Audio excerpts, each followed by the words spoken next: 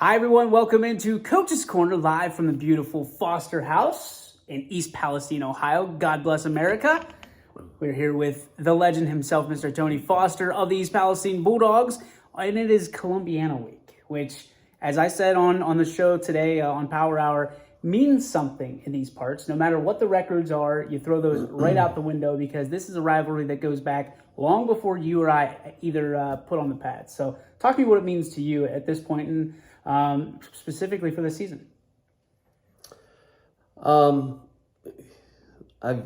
grew up with older brothers and an older sister in the house, and they were 10, 9, and 7 years older than me. And then, whoops, here was me.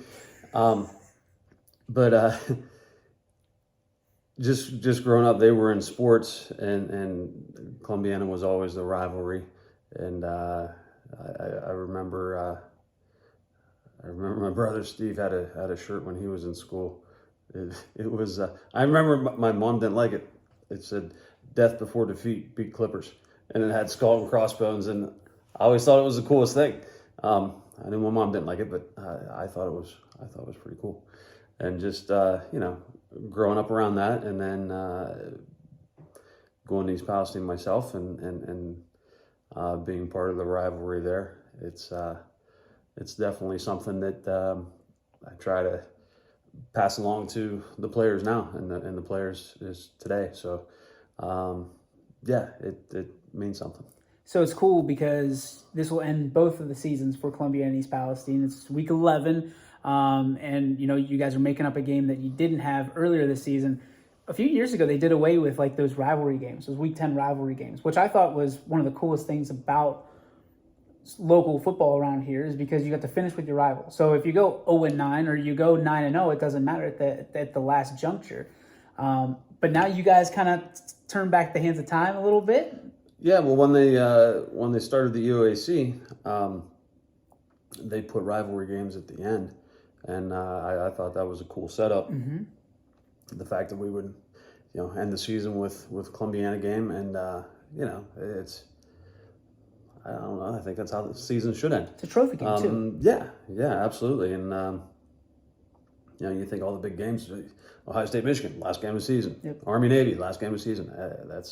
That's cool stuff. And no matter how the season goes, you can end it on a good note. By beating your rival. So that's always the goal. So when they did that, was it week 7 or week 8? I think it was week 7. We were supposed to play week 8. Week 8. Okay, so now you don't have that game because of COVID. You spin it back. A lot on the line. I mean, this is a group of seniors that are very hungry for a victory for a multitude of reasons. How's practice been, and what's the kind of what's the locker room feel like? Does it feel like there's a little bit more engagement, a little bit more focus on Columbiana Week? Yeah, it's a little different. I think there's a little bit more tension, focus. I don't know what you want to call it. The energy level is a little higher. So definitely it's a different feel to it, but we want it that way. Some short sleeves today. Do you got any tricks up those come Friday night? No tricks at all. No, I mean we've got to execute. Yeah. We've offensively we've gotten into the red zone. I think maybe it was maybe 27 times, and we've come away with I think 3 touchdowns in the red zone. We've gotten there, and then we've shot ourselves in the foot. We've had self-inflicted wounds that end up just killing our drives, and we just can't do it. So the mental focus needs to be there, and the attention to detail, and they just need to finish. So getting there is only part of the deal. As somebody told me one time, you don't get points unless you get the ball across that little white line into the end zone. So that was wise wisdom from Wayne Allegretto from That's South a Ranch. pearl. Yes. It's a pearl. from your standpoint, you've gone for it a lot on fourth down over the course of your career. This isn't new. Heard about it last week with Valley Christian. Naturally, that you were deep in your own territory and going for it. What's the philosophy behind that? Because we're seeing a lot of it now trickle into. It's weird because usually it trickles down from the NFL to the college to the high school ranks, and we're starting to see it go the other way: high school to college, and now pro. People going for it on fourth down. It all goes. I mean, there was a guy that did a study on it. He was a math guy, and I don't know if he was in Missouri or Kansas or something like that. And he did the study on if he goes for it all the time, and every time he'll go for an onside kick as well. And based on his studies, he was better off to go for it every time. It put the pressure on the defense that they had to stop them another down. And if they would punt the ball from their own territory and depending on where the opponent got the ball, their odds of scoring were astronomical. So he put it together saying that it just didn't make sense to punt and give them the ball because odds are they're going to score if they get the ball here, here, here. And he had all the percentages in that. But as a defensive-minded guy, that does put a lot of pressure on the defense. Sure does. And you've got, you're training the guys for 3 and out, 3 and out, 3 and out. Well, now all of a sudden all they need to do is pick up 2.5 yards on average, you get first downs. So I've gotten more liberal with that. I was pretty liberal to begin with, but over the years I've gotten more liberal about that. Last week, the piece that got us into trouble was when we were punting. We went with our quick kick, and we just we didn't block it up well, obviously. I heard. And the first one we did was good and had a nice punt. But the second one we were backed up and they were able to block it and scooped and scored.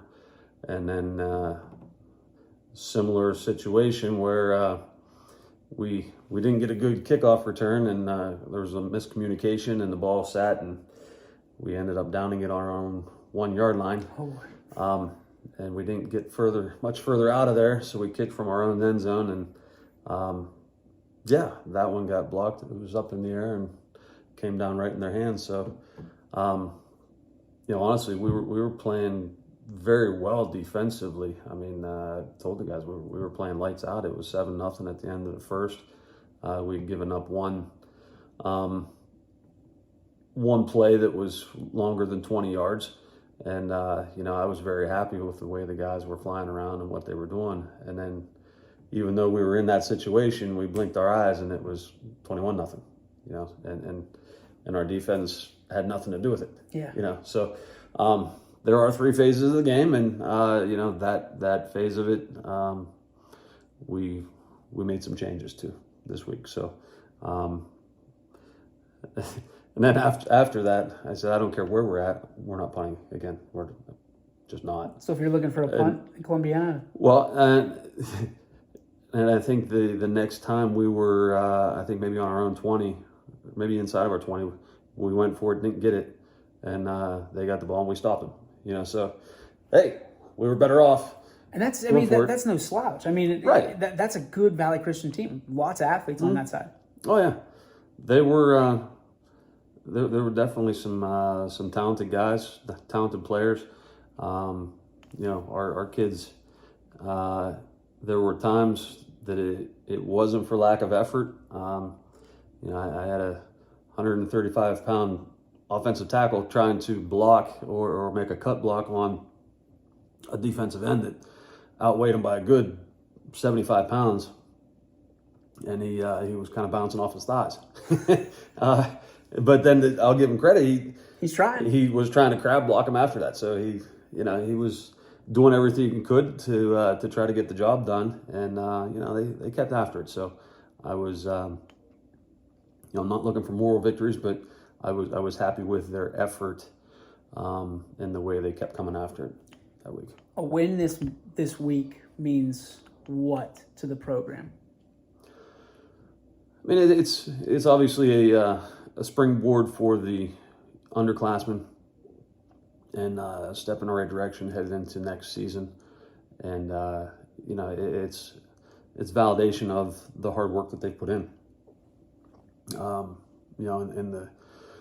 For the seniors, obviously they've had a rough go of it for the last couple of years, and to see them again kind of get the paycheck.